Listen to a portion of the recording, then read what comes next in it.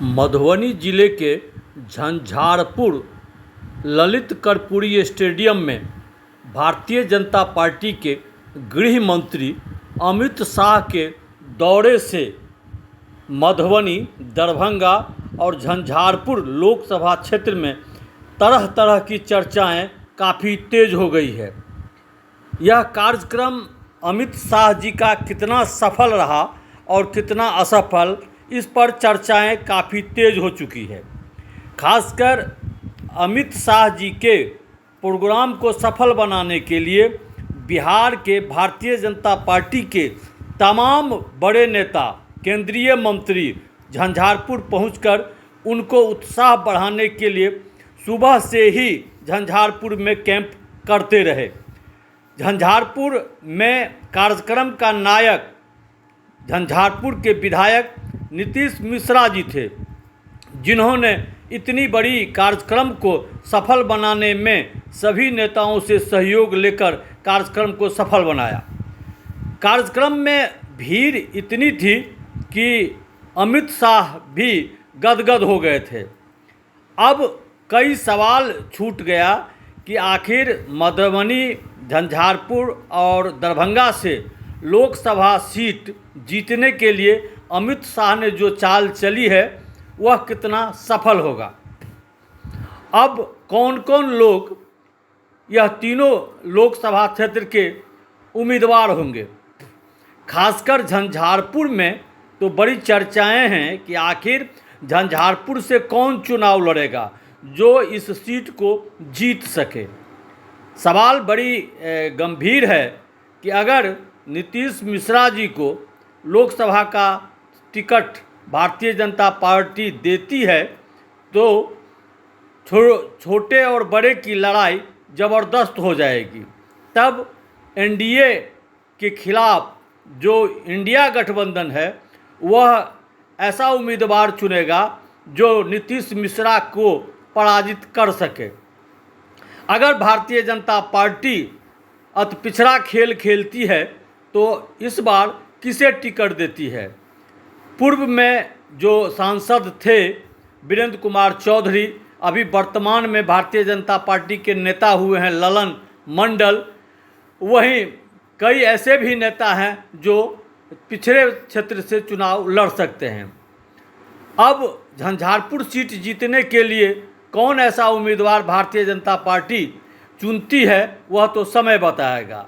लेकिन मधुबनी और दरभंगा से क्या यह दोनों जो वर्तमान में सांसद हैं वही टिकट पाकर रहेंगे, वही दोनों उम्मीदवार रहेंगे या उम्मीदवारी बदली जाएगी।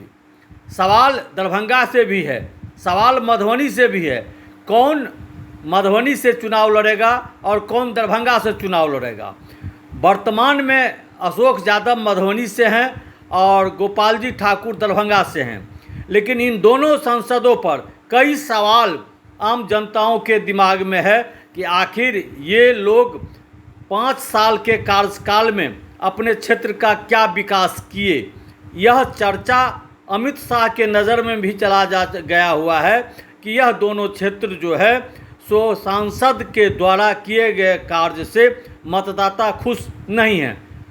तो क्या पुनः इन लोगों को टिकट देकर चुनाव लड़ाया जाएगा या चुनाव में कैंडिडेट परिवर्तन किए जाएंगे, क्योंकि अमित शाह यह तीनों सीट जीतने के लिए सारा प्रयत्न लगा चुके हैं।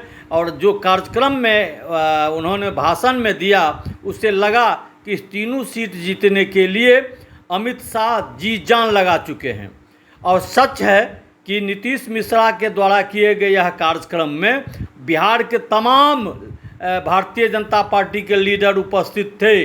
खासकर केंद्रीय मंत्री, पूर्व केंद्रीय मंत्री, विधायक, एमएलसी, यहाँ तक कि एक नेता झंझारपुर पहुंचकर अमित शाह के नज़रों में अपना चेहरा दिखाया।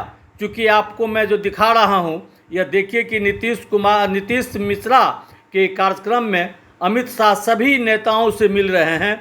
यह जाने का समय है, जब जा रहते हैं रिटर्निंग का जो समय है उस समय सारे नेता कतारबद्ध होकर उनके अगवानी के लिए खड़े थे और यह चिन्हित किया जा रहा था कि आप हमें देखें, हम इस कार्यक्रम में उपस्थित हैं।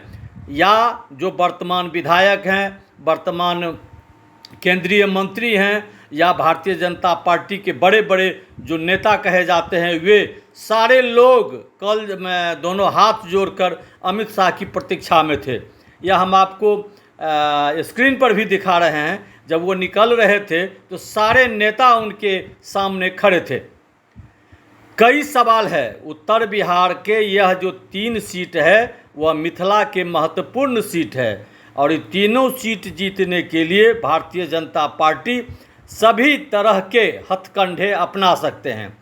वहीं इंडिया गठबंधन इस तीनों सीट जीतने के लिए अपनी पूरी ताकत लगाएगी।